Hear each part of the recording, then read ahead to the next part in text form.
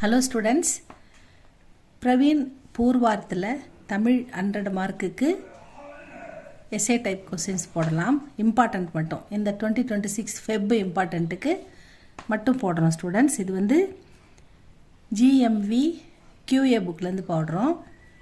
பார்க்கலாமா? ராம லக்குவர் சுக்ரீவனுடன் சென்ற மலை வழியின் மாண்பினை புலப்படுத்துக. ராமர் லக்ஷ்மணன் சீதா 3 பேரும் வந்து காட்டுக்கு போவாங்கள்ல. அப்படி போகும்போது சுக்ரீவன் வந்து அவங்கள கூட்டும் போவார். அவங்க சென்ற அந்த மலை வழி பாதையின் அழகை தான் வந்து மாண்பினை அப்படின்னா சிறப்பினை கேட்குறாங்க. சுக்ரீன் போட்டிருக்கு இதில். சுக்ரீவன் தன் அமைச்சர்களுடன் ராம லக்குவர்களோடு, ராமன் லக்ஷ்மணன் செல்லும் காட்சி யாளி புலிகள் யானைகள் ஆண் சிங்கங்களுடன் செல்வது போல் இருந்தது. யாளி அப்படின்றது நம்ம பார்க்காத ஒரு விலங்கு. அது நம்ம கோயில் சிற்பங்களில் தான் பார்த்துருக்கோம். அது வந்து சிங்கத்தின் தலையும் யானையின் உடலுடன் ஒரு வித்தியாசமாக இருக்கும். அது வந்து சிங்கத்தை விடலாம் பலசாலி அப்படின்னு சொல்கிறாங்க. சிங்கத்தை விட பலசாலியான விலங்கு அப்படின்னு சொல்கிறாங்க. அது வந்து இந்த மாதிரி யானைகள் புலிகள் ஆண் சிங்கங்களுடன் செல்வது போல், காட்டில் கம்பீரமாக செல்வது போல் வந்து இருந்தது அந்த காட்சி. வழிநெடுகிலும் அச்ச மரங்கள், ஏலக்காய் மரங்கள், வாழை மரங்கள், மாமரங்கள் மற்றும் புன்னை மரங்களும் நிறைந்திருந்தன.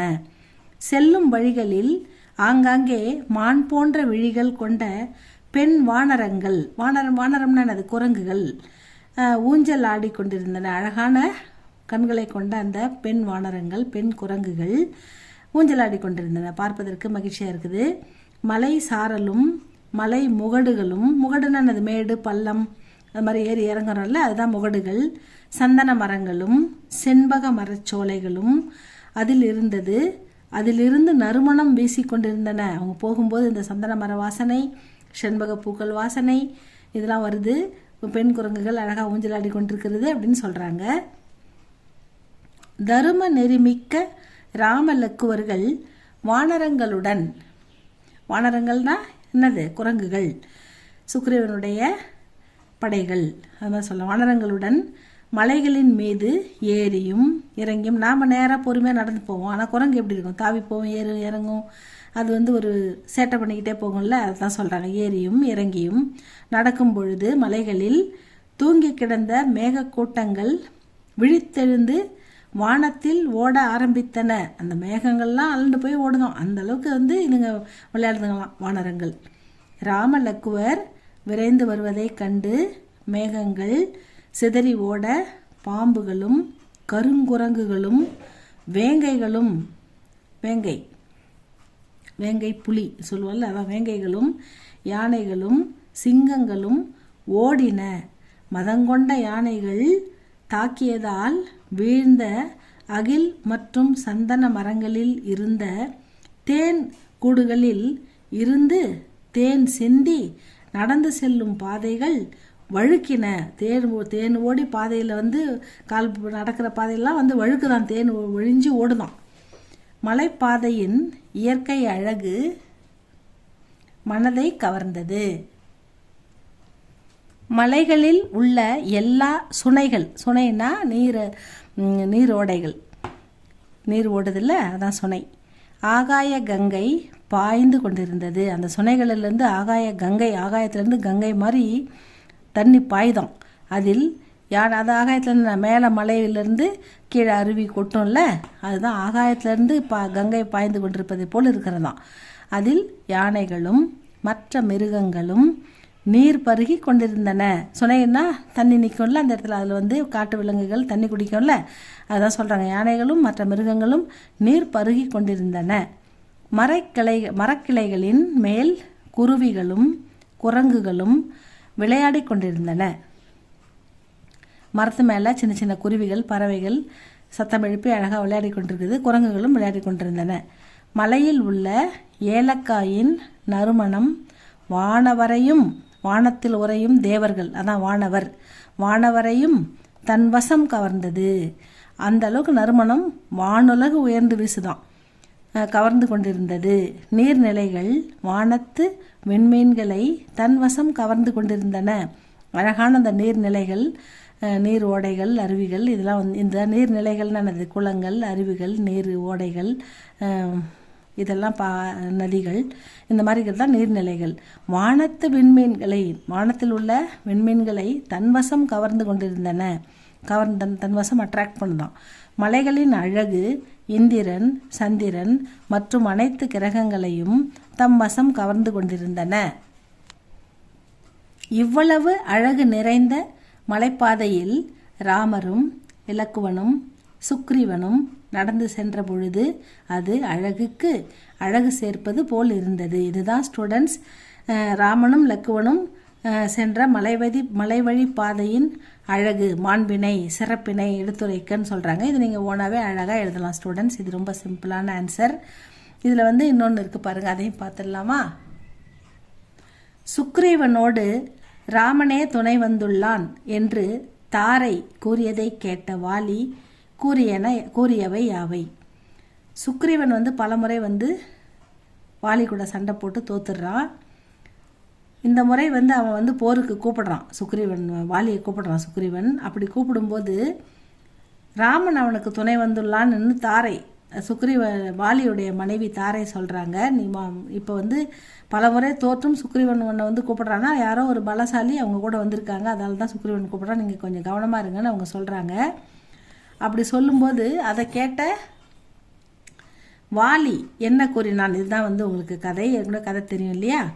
ராமனே சுக்ரீவனுக்கு துணை புரிய வந்துள்ளான் என்ற தாரையின் வார்த்தைகளை கேட்ட வாலி தாரையை பார்த்து, உலகில் வருந்தும் உயிர்களுக்கெல்லாம் தன் வாழ்வின் மூலம் அறவழியை உரைத்த ராமபிரானை பார்த்து, நீ முறையற்ற சொற்களை கூறி அவமதித்து விட்டாய். பெண் புத்தி பின் புத்தி என்பதற்கு ஏற்ப கூறிவிட்டாய் என்றான். ராமன் எவ்வளோ உயர்ந்தவன், எவ்வளோ ஒழுக்க நெறி உள்ளவன், உலகுக்கெல்லாம் உதாரணமாக இருப்பவன், அவனை போய் சுக்ரீவன் கூட வந்துக்கிறான்னு சொல்லிட்டியே, இதுலேருந்து உனக்கு அறிவில்லைன்னு தெரியுது அப்படின்னு சொல்லி அவன் இகழ்ச்சியாக சொல்கிறான். நம்ம தாரையை பார்த்து வாலி. இம்மை மறுமை, இம்மைன்னா இப்போ நம்ம வாழும் காலம், மறுமைன்னா நம்ம இறந்த பிறகு நாம் என்ன ஆவோன்றது தான் மறுமைன்னு சொல்கிறாங்க. இம்மை மறுமை என்னும் இருவகை பண்புகளையும் நன்கறிந்த ராமபிரானுக்கு என் பகைவனாகிய சுக்ரீவனோடு நட்பு கொள்வது பெருமையோ? என்னுடைய பகைவன் சுக்ரீவன் அவன் கூட போய் நட்பு வச்சிருக்கானே ராமன் அப்படின்னு சொல்கிறான். இதனால் அவனுக்கு கிடைக்கும் நன்மையாது? இந்த சுக்ரீவனு கூட சேர்ந்து சண்டைக்கு வரான்னா அவனுக்கு என்ன நன்மை கிடைக்கும்? அறமே உருவான அண்ணல் ராமபிரான் தன்னைத்தானே அழித்து கொள்ள மாட்டான். இவருக்கு என்னென்னா இவர்கிட்ட வந்தாக்கா ராமரும் அழிஞ்சிடுவார் சுக்ரீவன் கூட சேர்ந்து. அப்படி ஒரு நினப்பு இந்த நம்ம வாலிக்கு. அதனால் சுக்ரீவனோட சேர்ந்து ராமனும் அழிய மாட்டான், அழித்து கொள்ள நினைக்க மாட்டான் அப்படின்னு தன்னை பெருமையாகவும் மற்றவங்கள தாழ்வாகவும் நினச்சி சொல்கிறாரு நம்ம வாலி. அயோத்தி முழுவதும் தனக்கே உரிமையாக பெற்ற ராமன், அயோத்தியின் ராஜாவாக இருக்க வேண்டியவன் யார்? ராமபிரான். ஏன்னா அவர் தசரதனுக்கு மூத்த பிள்ளை, அவருக்கு தான் முதல் உரிமை இருக்குது, நாட்டை ஆளக்கூடிய உரிமை. அதனால் வாலி அப்படி சொல்கிறார். அயோத்தி முழுவதும் தனக்கே உரிமையாக பெற்ற ராமன் தன் சிற்றன்னையின் கட்டளை கிணங்க அவள் மகனும் தன் தம்பியுமான பரதனுக்கு ஆட்சியை பெருமகிழ்ச்சியோடு கொடுத்த ராமனை போற்றாமல் சுக்ரீவனுக்கு துணையாக வந்தான் என்று இகழ்ந்து கூறுவது முற்றிலும் பொருந்தாது என்று கூறினான்.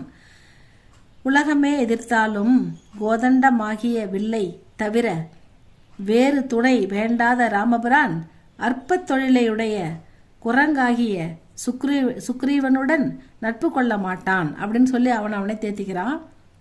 தன் தம்பியரை தவிர உலகில் உயர்ந்த பொருளில்லை என்று கருதும் கருணை கடலாக விளங்குபவன் ராமன். அவன் எனக்கும் என் தம்பியாகிய சுக்ரீவனுக்கும் இடையே நடக்கும் போரில் இடையில் அம்பு தொடுத்து என்னை அழிக்க விரும்ப மாட்டான் அப்படின்னு சொல்கிறான். நீ சற்று நேரம் இங்கேயே இரு. கண்ணிமைக்கும் நேரத்தில் சுக்ரீவனை கொன்று அவனுடன் வந்தவர்களையும் அவர்கள் எண்ணம் கெடும்படி செய்துவிட்டு, அவர்கள் எண்ணம் கெடும்படினா அவங்க ஜெயிக்கணும்னு வந்திருந்தாங்கன்னா அது வந்து அவங்கள தோக்கடிக்கிறது. அவங்க எண்ணம் வந்து அவங்க நினச்ச எண்ணம் வந்து நடக்காது, அது கெட்டு போகும், அது வீணாக போகும், அவங்க நினைக்கிறது நடக்காது, அப்படி செஞ்சுட்டு வரேன்னு சொல்கிறான். அவர்கள் எண்ணம் கெடும்படி செய்துவிட்டு திரும்பி வருவேன். நான் திரும்பி வரும் வரை நீ வருந்தாமல் இரு என்று கூறினான் என்று தாரை கிட்ட வந்து வாலி கூறுகிறான். கூறிவிட்டு போருக்கு செல்கிறான். இதுதான் இந்த கதை. இந்த அடுத்த கொஸ்டின் வந்து அடுத்த வீடியோவில் பார்ப்போமா ஸ்டூடெண்ட்ஸ்? இது பிடிச்சிருந்தா லைக் பண்ணுங்கள், ஷேர் பண்ணுங்கள், சப்ஸ்கிரைப் பண்ணுங்கள் ஸ்டூடெண்ட்ஸ். தேங்க்யூ ஃபார் வாட்சிங்.